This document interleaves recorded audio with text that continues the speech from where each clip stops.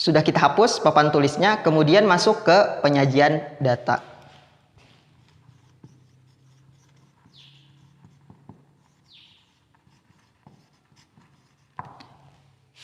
Di penyajian data itu ada dua, kita bagi. Yang pertama data tunggal dan data berkelompok. Kita bertahap dulu. Yang pertama data tunggal.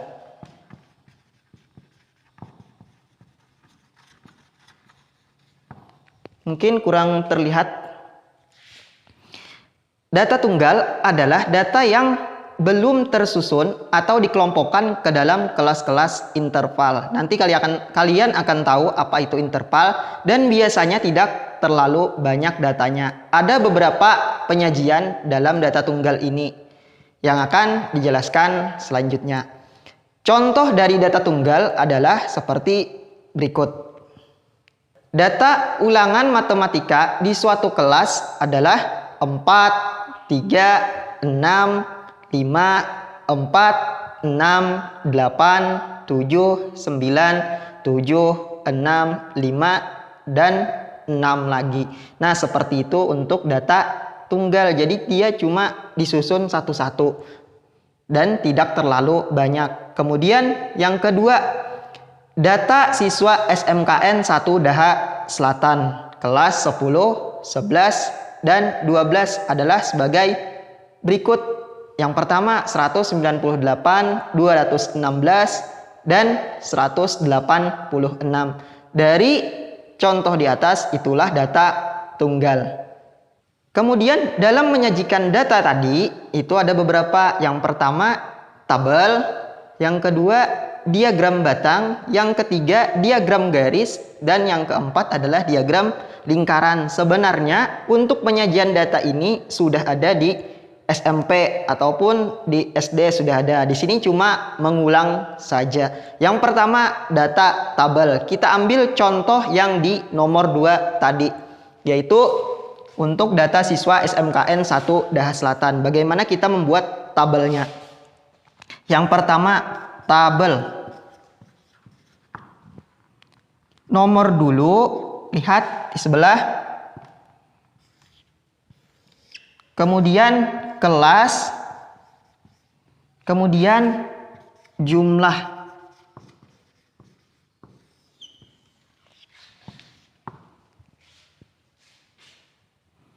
Nah, jadi di sini ada 3 kolom. Kolom nomor, kelas, kemudian jumlah, sesuai dengan apa yang diketahui di soal tadi. Kemudian nomornya 1, 2, 3. Kelasnya ada apa saja? Kelas 10, kelas 11, kelas 12. Kelas 10 berapa jumlahnya? Yaitu 198. Kemudian kelas 11 berapa jumlahnya? Yaitu 216. Kemudian kelas 12 berjumlah 186. Mungkin kameranya ada cerah, ada gelap, tidak tahu juga kenapa. Jadi setelah itu kita jumlahkan. Di sini ada berapa? Ada 600. Nah, dari data tabel ini kita sudah bisa melihat berapa jumlah seluruh dari siswa SMKN 1 Daha Selatan, yaitu 600. Seperti ini untuk penyajian tabel. Kemudian yang kedua itu penyajian diagram batang. Di sini sebelum membuat diagram batang, kita harus membuat dulu yang namanya diagram Kartesius. Seperti ini. Ini sumbu X, yang datar itu sumbu X. Apakah terlihat? Sumbu X, ingat yang datar sumbu X, yang tegak adalah sumbu Y.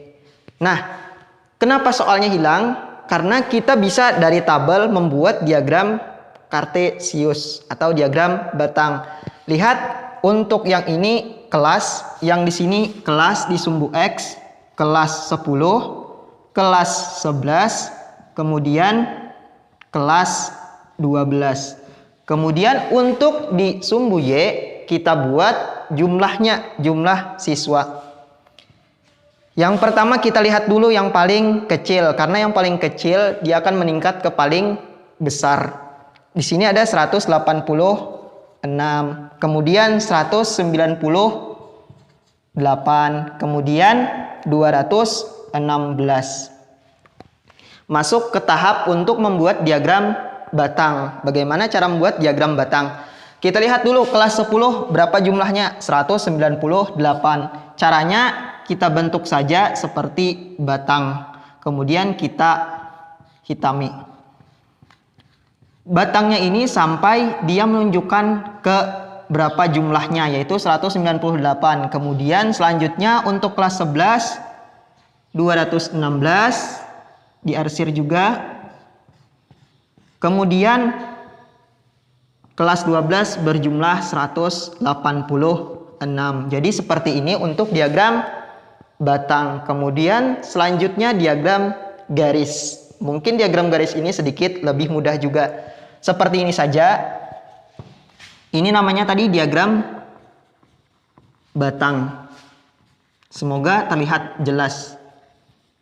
Kemudian selanjutnya diagram garis. Diagram batang dan diagram garis ini mirip. Jadi tinggal seperti ini saja kita gambar. Di sini kelas 10, di sini kelas 11, di sini kelas 12. Di sini jumlahnya tadi berapa? 186, kemudian 198, kemudian 216. Di sini sumbu Y, di sini sumbu sumbu X. Kemudian kalau batang, kita tadi menggambar batangnya. Kalau garis itu kita cukup titik saja.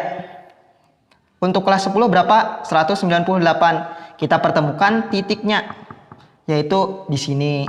Kemudian selanjutnya untuk kelas 11, 216. Kita pertemukan lagi titiknya. Kemudian kelas 12. Nah, kita pertemukan saja titiknya. Maka setelah bertemu titiknya untuk ketiganya atau berapapun nanti datanya kita hubungkan dengan suatu garis. Nah, jadi seperti ini diagram garis. Kemudian selanjutnya yang lebih sulit, bukan lebih sulit sekali tapi lebih sulit dari yang ketiganya, itu adalah diagram lingkaran. Kita hapus dulu papan tulisnya. Sudah terhapus semuanya, kita munculkan lagi soalnya di atas sini. Jadi dalam membuat diagram lingkaran,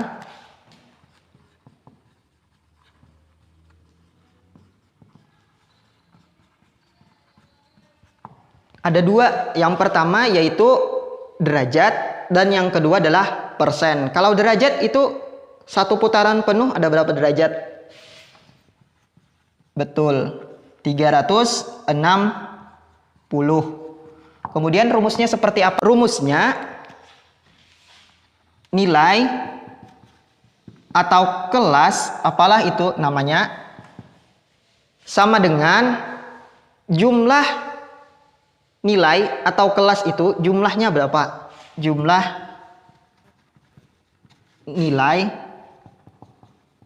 atau kelas per jumlah dari seluruh kelas. Seluruh kelas artinya berapa kelas di situ, kemudian dijumlahkan dikali, karena kita memakai derajat maka dikali 360. Kemudian untuk persen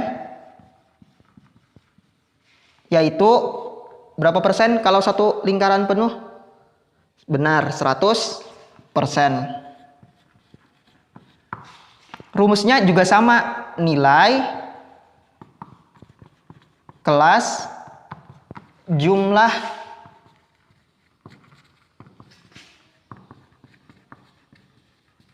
per jumlah seluruh kelas.